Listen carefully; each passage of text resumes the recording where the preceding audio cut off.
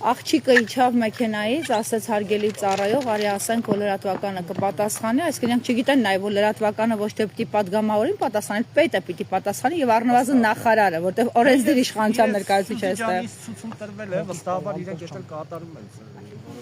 ես չեմ էլ ավտոմատ ռեժիմ կրկնում է նախադասությունը, ինչ հարց տալիս ես, ինքը նույն բանն է ասում։ Հələ հանգավորված եկել։ Առաջին անգամն է, որ ռազմական ոստիկանության մեքենան վերահսկում է Սուրբ Աստվածածնի տարածքը եւ այն էլ այսպես։ Նման բան չեմ հիշում, արդեն 2019 թվականից այստեղ ծառայում եմ, նման բան չեմ հիշում, ելի եմ կրկնում, բացառությամբ հնարավոր է այն դեպքերին, երբ որ մեծ միջոցառումներ են եղել այստեղ, հրավիրված են եղել, ասենք, բարձրաստիճան պաշտոնատար անձինք, հնարավոր է այդ դեպքում իրենք տարածքում չեմ տեսել, հնարավոր է ներքևում ծառայություն իրականացրել են, բայց այսպիսի բան աննախադեպ էր։ Ես չեմ հիշում։ Իսկ ինչ եք մտածում, այսպիսի բան չեմ։ Տեր Պսակ, ինչ եք մտածում, ինչի համար էր այս մեքենան այստեղ կայանվել, լույսը չբացված։ Ենթադրում եմ, որ վաղվանից չարագուշակ հրամանը մտնում է ուժի մեջ, իրենք պիտի խլվի այս եկեղեցին։ Այդքան հեշտ չի խլելով որ բան չի, դա մայրաթորի սեփականությունն է եկեղեցին։ Դա գրավում են ժամանակավոր, այսպես օկուպացնում են։ Հնարավոր է նաև այդ ծրագրով, այդ սցենարը։ Այսինքն իրենք համարում են, որ եթե զորքն է այստեղ մկրտությունների արարողություն, պատարակներ անում, ուրեմն Պապիկյան Սուրենի սեփականությունն է։ Դուրս է գալիս այդպես։ Տեր Պսակ, ինչա չարագուշակ հրամանը Կայացվեց։ Չէ, դուք չարագուշակ բնութագրեցիք, որովհետև դա վնասեց ոչ միայն եկեղեցուն, եթե իրենք պատկերացնում են, որ դրանով եկեղեցուն դրեցին այսպես անհարմար իրավիճակի մեջ, մենք մեր ծառայությունը ամեն դեպքում իրականացնելու ենք։ Եթե ոչ բանակում ուրիշ տեղ հաստատ իրականացնելու ենք, այստեղ դժում է ոչ թե բանակի վերնախավը, այլ դժում է մեր հասարակ զինվորն ու սպան։ Ինձ համար ամենամեծ ցավը դա է, որ մեր զինվորը այլևս հոգևորականի հետ սերտ շփում չի ունենալու։ Մեր զինվորը այլևս բարի խորհուրդ չի լսելու հոգևորականից, չի լինելու մեկը, որի հետ ինքը կարողանա կիսվել, վստահել այդ մարդուն, չեն լինելու հոգևորականներ, ովքեր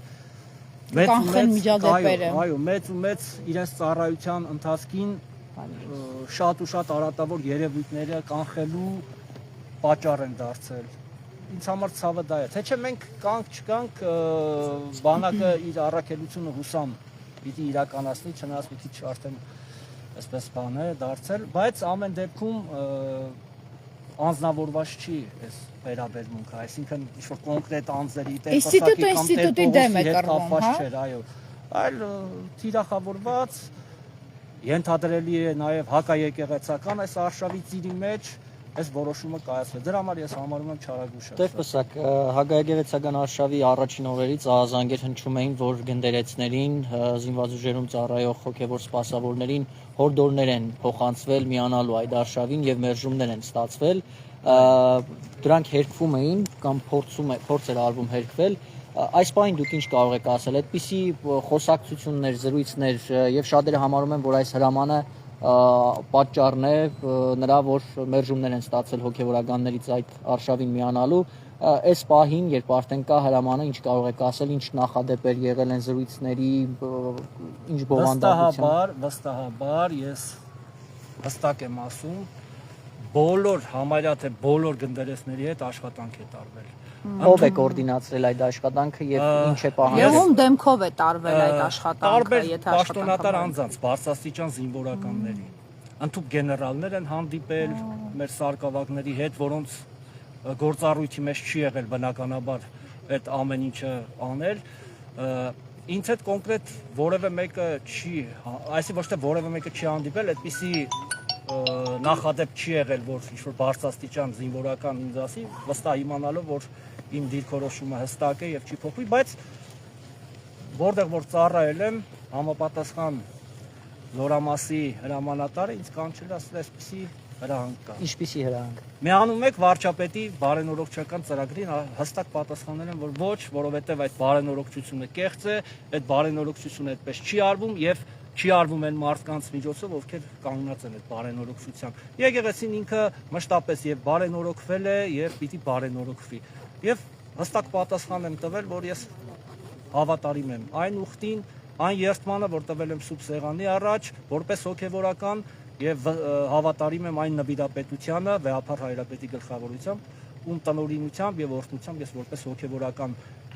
կայացել եմ, սովորել եմ, սնվել եմ Մայրաթոռում, հա, որպես զավակը հայ եկեղեցվո եւ չեմ կարող ուրանալ։ Տեր հայրս փաստաբան Արա Զորաբյանի 40-ից ավելի հոգևորականներ ծառայություն են իրականացնում այս պահին զինվորաձևերում։ 54 չէ, այդ թիվը նվազել է։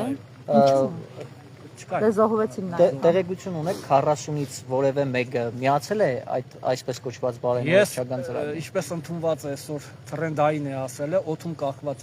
կախված լուրերի գիտեմ, որ մի քանի հոգու հաջողվել է իրենց միացնել։ Բայց ճնշող մեծամասնությունը ի պատիվ ի փառս մեր գնդերեսների իրենք հաստատուն են մնացել իրենց հավատի, իրենց ուխտի, իրենց նվիրվածության մեջ։ Դեռևս հայտարարություններ չկան։ Ամենա այսպես ասած կուռ կառույցն է եղել, որ որևէ կերպ չեն կարողացել ճաքեր մտցնել։ Տեր Պսակ, դուք ո՞ր թվականից եք ծառայում եկեղեցին։ Ես ամենահնաբնակներից եմ։ Ես Վեհափառ Հայրապետի տնօրինությամբ 2006 թվականից առ այսօր ծառայել եմ զինվաճույժ, արդեն 20 զինվաճույժում չէ, եկեղեցում առհասարակ ո՞ր թվականից եք։ Հա, եկեղեցում դե սովորել ենք 2002 թվականից ես բան եմ արել, հետո Այսինքն երբ ներդրվում էր, հա, հոգևոր առաջնորդությունը զինվաճույժում այդ ադամատեսն եք։ այո, Ուզում եմ հարցնել կհիշեք այդ ընթացքում կային շրջանակներ, անհատներ, մարդիկ, ովքեր դեմ էին արտահայտվում բանակում, բացարձակ մինչև այս իշխանության հայտնվելը ես չեմ հիշում որևէ դեպք, որ գնդերեցի ծառայությունը խոչընդոտվի։ Հակառակը մշտապես խրախուսվել է եւ ամեն կարևոր վայրում, ամեն կարևոր միջոցառման, ամեն կարևոր հարցի շուրջ գնդերեցի կարծիքը եւ հաշվի են առել եւ իրենց ուրեմն այսպես ընդգրկել են։ Որևէ բան չի եղել։ Հակառակը ես ավելին կուզեմ հիշել այդ լավ օրերը, ամեն տարի հունվար 28-ին մեծ միջոցառում էր կազմակերպվում Մայրաթոռում։ Հրավիրվում էին բոլոր զինվորականները, մեծ ճաշկերույթ էր կազմակերպվում, շնորհավորանքներ էին հնչում, հանրապետական մաղթանք։ այո, հանրապետական մաղթանք, սուրբ պատարագ էր մատուցվում, բացի այդ շքանշաններ էին հանձնվում, մեզ էլ որպես ծառայողներ բազմաթիվ շքանշաններ ենք ստացել։ Գնդերեսները մեծարվում են, նաև հիշում ենք, որ ռազմական շքերթի ժամանակ նրանք դուրս բերվեցին հրապարակ իրենց գնդով։ 2011 թվականին 2011 թվականին մեծ ոգևորությամբ դա առաջի աննախադեպ բանն է, որ գնդերեսների խումբը, այսպես ասած, մասնակցեց եւ լուրջ ու որպես ռազմական ռեսուրս նաև։ Լավ, մի այսպիսի հարց, նախ մենք հիշեցնենք մեր համակարգացիներին ինչու ստեղծվեց գնդերեսների խումբը բանակում։ 2008, 9, 10, 11 թվերին մի շրջան, ծանր շրջան բանակը սկսեց խոր ճգնաժամ ապրել եւ սպանություններ, ինքնասպանությունները ահռելի թիվ էին կազմում։ Իհարկե այսօր այդ թվերը շատ ավելի բարձր են, բայց աղմուկն է ավելի թույլ, որովհետեւ քաղաքական աղմուկն է շատ ավելի բարձր։ Այդ ծանր վիճակագրության ժամանակ որոշում կայացվեց, որ պիտի գնդերեցները լինեն բանակում, որպեսզի նրանք կարողանան կանխել ինքնասպանության, սպանության փորձերը, որտեղ այդ լարումը, ներքին լարումը պիտի իրենք նաև թույլատնեն։ Հիմա այս ամբողջ տարիների աշխատանքը փաստացի արդյունք տվեց, բայց հիմա այդ սպանությունները շատ են եւ կարծես թե չի վախենում բանակի իշխանությունը կամ քաղաքական իշխանությունը, որ ավելի կխորանա ճգնաժամը մանավանդ պարտված բանակում։ Ինչու դուք խանգարեցիք միայն հակաեկեղեցական այսպես շարժման պատճառով դուք դուրս բերվեցիք, ռիսկեր չկա, որ կսկսեն նաև քաղաքական կեղտոտ լոզունգներ ձեզ կապել, օրինակ ձեզ ասել, որ դուք ագենտներ եք, տեսել եք, մենք Վեհափառ Հայրապետի մասին իսկ այդպիսի լկտի ձևակերպումներ ենք լսում, օթում կրակած, եւ հետո դուք ասում եք, որ չի բացառվում մի քանիսը արդեն միացել են, այս մի քանիսի ձայնը դեռ չի լսվում, ինչու չեք կարողացել դիմադրել դուք ներսում, որպես այդ մոլորությանը չմատնվեն։ Հայտարարություն դրա հոգեվորականներից մեկի հայտարարությունը ես համացանցում այո, մեկինը տեսել եմ։ Ինքը պաշտոնապես հայտարարեց, որ միանում է բարենորոգչական այս չակերտավոր բարենորոգչական ծրագրին։ Անշուշտ, բայց ես ավելի առաջ կգնամ, ավելի հետ կգնամ, ներողություն։ 97 թվից է հոգևոր առաջնորդությունը ձևավորվել, դեռևս երջանկայիշատակ Գարեգին առաջին եւ այն ժամանակվա պաշտպանության նախարար լուսահոգի Վազգեն Սարգսյանի հուշագրով, որով պետությունը հասկացավ, որ ինչպես մյուս զարգացած երկրների բանակներում է, այնպես էլ հայոց բանակում կարևոր է հոգևորականի մշտական ներկայությունը եւ ձևավորվեց առաջնորդությունը իհարկե սկզբնական շրջանում բնականաբար ինքը նոր քայլեր անում, բայց այսօր առաջնորդությունը արդեն կայացած կառույց էր, ցավոք ես անցյալով եմ խոսում, բայց հույս ունենամ, որ դեռևս ամեն ինչ կորած չէ եւ ճիշտ եք նշում, այո, մեր գնդերեսները շատ ու շատ արատավոր երևույթներ կանխեցին, իմ փորձառության մեջ ես կարող եմ ասել ինքնասպանության դեպքեր են կանխվել, ինքնախեղման դեպքեր են կանխվել, ել չեմ ասում այնպիսի արատավոր երևույթներ են եղել, որոնք գնդերեցի ներկայությամբ եւ իր ջանքերով կանխվել են եւ դադարեցվել են։ Մի փոքր էլ նաեւ ուրիշ բան ասեմ, մեր ջանքերով նաեւ ընտանիքներ չեն քանդվել։ Հիմա այս արժեքների պահելը պաստորը խանգարեց։ Սպաներ են եղել, որոնց ընտանիքները փլուզման, քայքայման եզնին են, հոգևորականի ներկայությունը, նրանց հետ աշխատանքը այդ ամեն ինչը կանխել է։ Լավ, գործարքեր առաջարկում ձեզ, թե ընդհանրապես առաջարկում են միանալ, որտեղ կա կասկած, որ մինչև 5 միլիոն դրամ են առաջարկել, նույնիսկ մենք ունենք կարգալույցերից մեկին, որպես օրինակ, որտեղ գեղեցիկ տուն է կառուցում։ Եվ մի քիչ կասկածելի է թվում 4 տարվա Ես թվերի մասին չգիտեմ, ինչ որ թվեր են առաջարկել թե չէ, բայց դրամական բավարարումներ բավականին մեծ, այդպես որ լավ կլինի, ինձ չեն ասել, բայց մեր տղաներից, այդպես տղաներին այդպեսի առաջարկ եղել է, որ հեսա որ դուք միանաք քանդեք եկեղեցին էս։ Հա, բան ձեզ բարձր աշխատավարձ կլինի, կօգտվեք այն բոլոր արտոնություններից, որ զինվորականներ ունեն, հիպոթեկով տուն, չգիտեմ, էս։ Իհարկե տղաները վստահաբար մերժել են, բայց եղել է առաջարկ, ինչի՞ չէ։ Ինչի՞ ասել ճշմարտություն։ Ստացվում է գեներալներն են միացել նաև։ Մարդիկ եմ ասում, որոնց գործառույթը լրիվ ուրիշ բաներ, լծված են եղել գնդերեսներին համոզելու կամ ստիպելու կամ այսպես ասած մանիպուլյացնելու, որպեսզի միանան այդ շարժմանը։ Իսկ շանտաժի գինը ինչ է եղել։ Օրինակ, եթե ոչ, ապա ինչ։ Եթե ոչ, ապա տեսանք։ Այսինքն սրա մասին էլ ակնարկվել։ Ես ակնարկներ չեմ լսել, բայց ենթադրելի է, որ այդպես, եթե մեզ հետ չեք, ուրեմն մեզ դեմ եք։ Լավ։ Դեր այս հակաեկեղեցական արշավի դրսևորումները բանակում այլ որևէ օրինակներ ունեն, օրինակ ես հիշում եմ ծառայության տարիներին աղոթում էինք ճաշից առաջ Մինչև աշոտվագրատում վերջին պահը այդ ամեն ինչը իրականացվում է, հիմա չգիտեմ, կանեն թե չէ։ աղոթքը ճաշից առաջ խաչը համազգեստին, այդ իդեպ նոր համազգեստով սահմանվում է, այդ խաչը կրելու են։ Չեմ կարող ասել։ Այդ համապատասխան մարդուն պիտի հարցնել, ով դուք տեղեկություն չունեք։ Ես տեղեկություն չունեմ։ Եթե վերադառնանք եկեղեցուն, հիմա Սուրբ Աստվածածին եկեղեցին, որտեղ բանակը պատարակում է, բանակը մկրտվում է, այս ընթացքում ինչ եք մտածում, եկեղեցին կհաջողվի գրավել, ի վերջո դուք այստեղ նշանակված եք հոգևոր ծառայության եւ կարգալույց կմցվի եւ կփոխվի նաեւ այս խորանը։ Ջան, մենք ամեն ինչ անելու ենք, որպեսզի այդ ցավալի հանգրվանին չառաջվենք եւ դրան առաջ չկանգնենք, բայց չեմ կարող ասել ինչ զարգացում։ Կոչ ունեք քանակերցիներին, Զեյթունի բնակիչներին, երևանցիներին, եկեղեցին իրենցն է նաեւ սա միայն զինվորականների համար չէ, մենք համայնք ունենք, նաև հավատացյալներ են գալիս, որոնք մասնակցում են սուրբ պատարակներին, եւ ընդհանրապես իմ կոչը մեր ժողովրդին է, սիրելիներս, միայն խոսքով չլինենք հավատացյալ կամ քրիստոնյա։ Քրիստոնեությունը գործ է։ Ինչպես որ Հակոբոս Առաքյալն է նամակում ասում, հավատ առանց գործերի մեռած է։ Եթե միայն պիտի խոսքերով հավատանք, դառնում է, որ կեղծավորություն ենք անում ու փարիսեցիներից չենք տարբերվում։ Քանի քահանա է մեր Սուրբ Աստվածածնում ծառայում։ Աստվածածնում մոտ մի 5 քահանա մշտական գալիս են պատարակների մասնակցում։ Ես տեղեկություն ունեմ, Պապիկյան Սուրանը երբեք այստեղ չի եղել։ Այո։ Երբեք չի պատարակել։ Հավաստի է։ Ահա, պատմության ուսուցիչը բազում են եղել մեր առաջնորդի կողմից, պաշտոնական հրավերքներ, գեղեցիկ հրավերքներ, տոներին, տաղավար տոներին մասնակցելու, բայց ինքը ներկա չի եղել։ Մի քանի անգամներ գլխավոր շտաբպետն է եղել։ Հա, նույնիսկ ինքը մի քանի անգամ։ Հա, այտենց մշտական մասնակցություն որևէ մեկը։ Այսինքն զորքը միայն հրամանատարի հետ է գալիս։ Հա, բանը զորամասից գալիս էին, մասնակցում էին պատարակին, սուրբ հաղորդություն էին ստանում, մենք այդտեղ մկրտություններ են կարել, իհարկե կուզեմ, որ նույն մարդիկ, ովքեր այսօր լծված են հոգևոր առաջնորդությունը քանդելու գործին, ներողություն բառիս համար, հիշեմ, որ իրենց երեխաների մկրտությունները,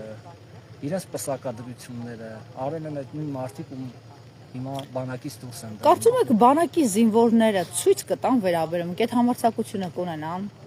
Կամ սպայական կազմը չեք նկատել երբևէ, որ դիմադրություն ցույց տա։ Ես չեմ էլ ուզի, որ մեր բանակը խառնվի այս ամեն ինչին, որովհետև բանակի գործառույթը լրիվ ուրիշ բան է, բանակը իր առաքելություն ունի եւ աղոթում եմ առ Աստված, որ իր առաքելության մեջ մեր բանակը, մեր զինվորը, մեր սպան հաստատում ունի։ Իսկ ինչ արձագանք ունի լուրը երեկվա հրամանի հետ կապված, ողջևորված են բանակում, դուք դե շփվում եք, ծառայող ծանոթներ ունեք, ողջևորված են այդ լուրից, տարակուսած են, ում հետ որ ես առիթ եմ ունեցել զրուցելու, նախկին զինվորականներ, նաև հիմա էլ ծառայողներ ափսոսանք են հայտնում, ասելով, որ ափսոսում ենք, որ այդպես եղավ, բայց նաև վստահաբար ասում են մեր ձեռքը որևէ բան չկա, օրենքը հրամանի տեսքով իջել է եւ այդ հրամանը ես ինքս եմ տեսել։ Մայրաթորը զրույցներ եղել են ձեր հոգեվոր հայրերի հետ, ինչ դիրքորոշում ունի, ինչպես են։ Վստահաբար Մայրաթորը հանդես կգա հայտարարությամբ, ես հավատում եմ, որ եւ վստահ եմ, որ վեհապար հայրապետը տնօրինություն կանի եւ հայտարարությամբ հանդես կգա տեղեկատվական համակարգը, բայց չեմ կարծում, որ սառույցը տեղից շարժվի, որտեղ մարդիկ հստակ որոշումը արդեն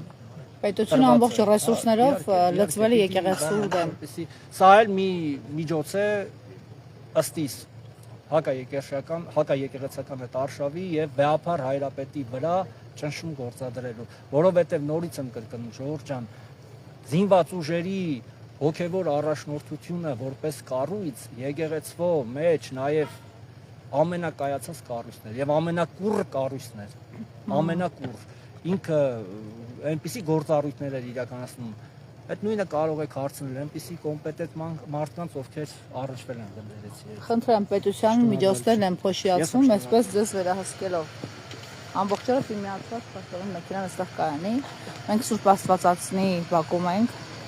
որտեղ զինվորներն են աղոթում եւ կատարակում եւ այստեղ իրենց մկրտության արարողություններ են տեղի ունենում եւ ահա ռազմական ոստիկանության մեքենան է հայտնվել առավոտ կանուխ այստեղ, քահանաները անհանգստությունն են եւ վստահաբար կապում են նրանց ներկայությունը օկուպացիոն հնարավոր պլանի հետ, իսկ հիմքերը, ինչպես հիշում եք, հենց 3 դրվեցին, պաշտպանության նախարարը հրաման է ստորագրել եւ դուրս բերվեց 20 եւ ավել տարիներ այնտեղ հիմնադրված, բանակում հիմնադրված եւ գործող քահանաների ստորաբաժանումը բանակից եւ ահա մեր քահանաները ոչ միայն բանակում այլևս անելիք չունեն, նրանք հարկադրում են, որ այս գեղեցիկ եկեղեցում չլինեն։ Ենթադրվում է, որ վաղը մի գրող կպլանավորվի այս եկեղեցու վրա, իսկ Պապիկյան Սուրենը, որը պատմության մասնագետ է, ուսուցիչ էր եւ այսպես քայլ ձիով հասավ պաշտպանության նախարարի պաշտոնին հեղափոխության ուժով, նա փաստորեն այս եկեղեցում մեկ անգամ ոտք չի դրել, նա միայն մասնակցում է ֆեյք ծեսերին, որտեղ կարգալույց քահանաներն են Փաշինյանի համար քաղաքական ծեսեր անում եւ քարոզարշավ նախընտրական շրջանում։ Ռազմական ոստիկանության ծառայող անգիր արած տեքստով ոչինչ չեմ ասի, չեմ ուզում ասել, այսպիսի մոտեցումով մեզ արձագանքում էր, թույլ չտալով, որ ավել հարցեր տանք, անգամ օրենսդիր իշխանության ներկայացուցչին, Գառնիկ Դանելյանին եւ Տեր Պսակին, նա որևէ հարցի չպատասխանեց։ Քահանաներն այստեղ են։ Իսկ ռազմական ոստիկանության մեքենան բենզինը այսպես օգտագործելով տիառաուտից գիշեր հսկի եկեղեցին ումից, ինչից, ինչի համար հայտնի չէ։ Եկեղեցին այսօրվանից իրանք երևի թե իրենց են համարում։ Տեղի բնակիչները մեծ զրույցում ասացին, որ իրենք այսպիսի բան չեն տեսել, ծառայողը փորձում էր մեզ խաբել, թե իբր նախկինում էլ այսպես եղել, բայց նաև վկայեցին այ հոգևոր հայրերը, որ երբեք ռազմական ոստիկանության, այսինքն պաշտպանության նախարար Սուրեն Պապիկյանի ենթակա ծառայության մեքենան այստեղ չի գտնվել։